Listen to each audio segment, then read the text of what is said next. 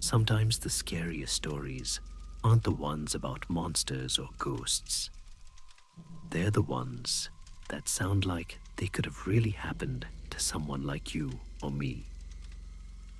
When I first heard this recording, it didn't feel like a story. It felt like a confession.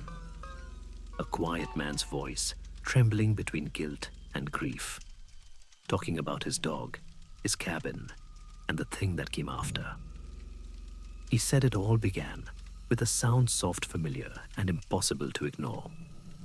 This is his account. The man never wanted fame, never wanted to be believed. He just wanted to be heard. What you're about to hear is what he left behind.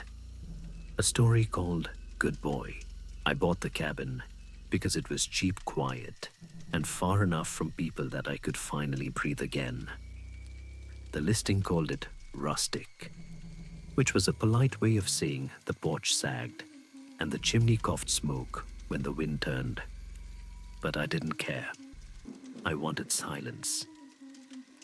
After years of city noise and sleepless nights, I just wanted to exist somewhere no one could find me. The locals had their opinions when I signed the papers. One of the county clerks looked me dead in the eye and asked, "Did you bring salt?" I laughed, thought she was joking, but she didn't laugh back. Another woman muttered something about tired land and made a strange motion with her fingers. Some kind of old sign, maybe superstition. I brushed it off. Country people always have their stories. I drove the long dirt road alone. Jasper sat in the passenger seat, nose pressed to the window. 13 years old, part shepherd, part something else. His muzzle had gone grey, his movements slower, but his eyes still followed every shadow. He'd been with me through everything, the divorce, the breakdown, the long, quiet years after. And now, finally, this was for him. A place to rest, to walk, to be free. The gravel crunched under the tires as I pulled into the clearing. Jasper jumped out first, sniffing the air like he was already home. He circled the porch twice before lying down near the steps. The place wasn't much a cabin, a field, a few broken fences, but it felt right. The first few weeks were good. Peaceful in a way I hadn't felt in years. Cold mornings, warm afternoons, the kind of silence that presses against your skin until you start to feel small again. At night, the woods hummed with their own kind of music. Crickets, the distant call of something wild, the crackle of the stove. I'd read until I fell asleep, Jasper snoring softly by the fire. It was quiet, yes, but the right kind of quiet. At least it was. Jasper died 3 weeks after we moved in. There wasn't a warning. He ate breakfast that morning, wagged his tail. When I opened the door, trotted outside to chase a bird he'd never catch. That evening, I found him on the rug, still, peaceful, like he'd just fallen asleep and forgot to wake up. I touched him. His fur was warm. By the time I found a shovel, he was cold. I buried him behind the cabin, just past the pines where the soil stayed soft. It was a grey morning. The air hung thick and wet. I laid him down with his old blanket and the blue collar he'd worn since the city. A flat river stone marked the grave. I carved his name into it with the tip of my knife. I didn't say anything. Just stood there, hands in my pockets, while the trees moved like they were breathing with me. I told myself it was natural. He was old, tired. Maybe the move was too much, but something about it felt wrong. He'd been fine that morning, full of life, then just gone. For the first few nights after, I kept hearing him in my dreams, the soft shuffle of paws, the low sigh he made when he settled by my bed. Sometimes I'd wake up and swear I could still smell his fur. That faint, wet earth scent that never really left the cabin. Grief does strange things to the mind. At least that's what I told myself. The first night I heard it, I thought it was the wind. A soft whine, long, drawn out, the kind of sound dogs make when they're dreaming.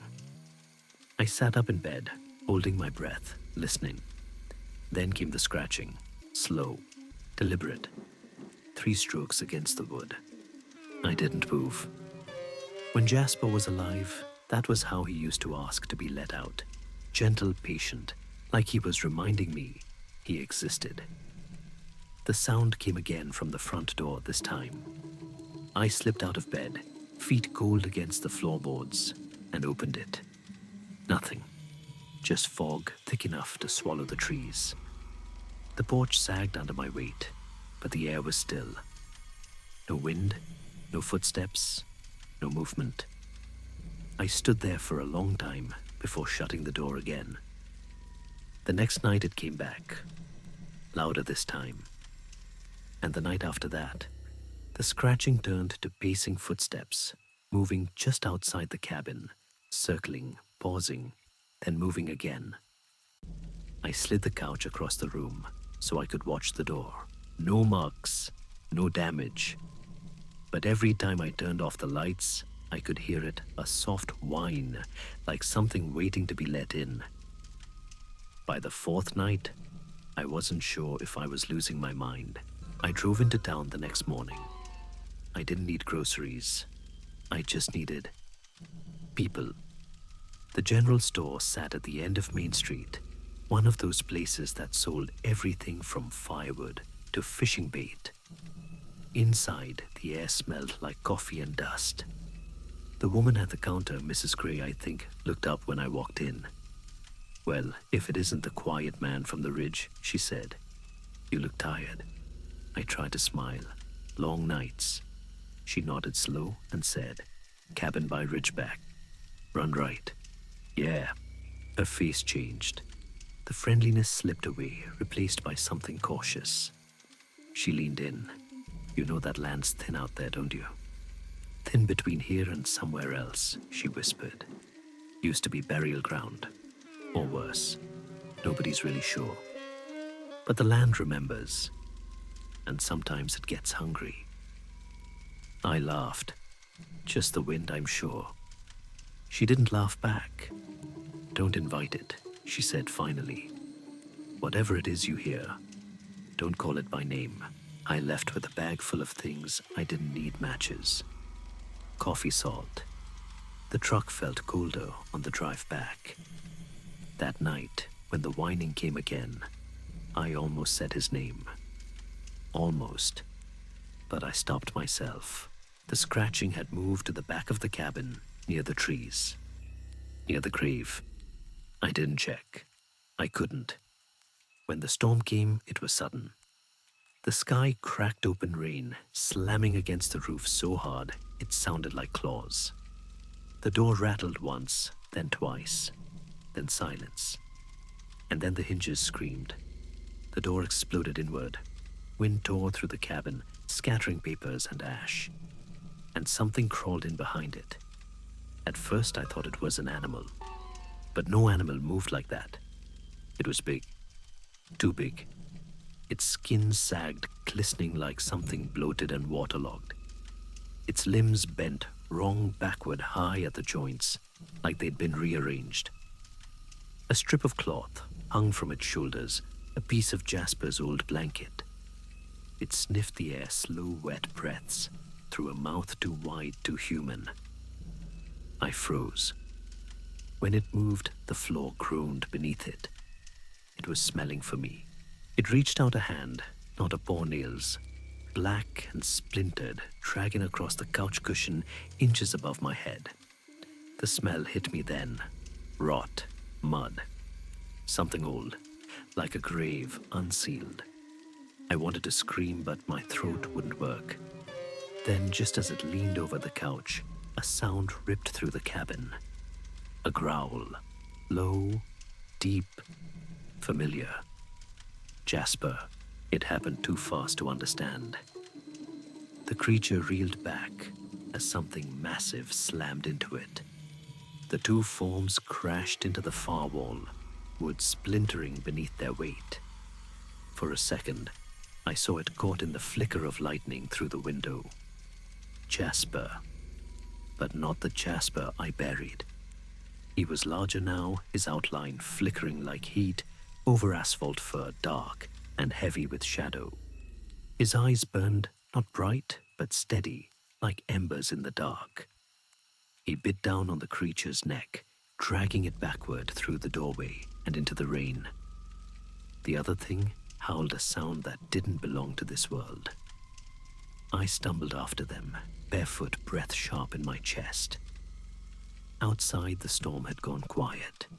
Only mist remained curling over the ground like smoke.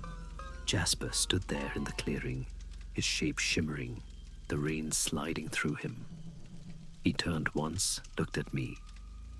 And even through the fear, through the horror, I knew that look. Recognition.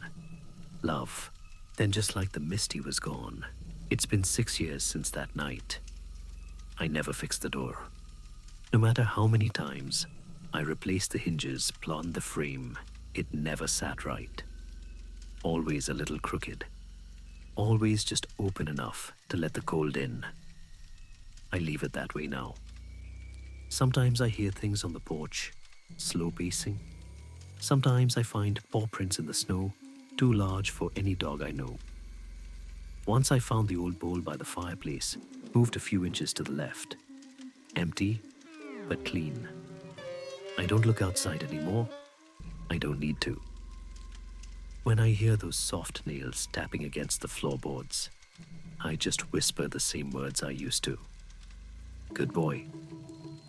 And the house goes quiet again. 6 years. That's how long it's been since the man sent his last message. The cabin still stands empty, leaning against the edge of the pines. The door never fixed. Always left slightly open. Locals say that on quiet nights, when the wind dies down and the woods hold their breath, you can hear footsteps pacing the porch, sometimes a whine, sometimes a growl.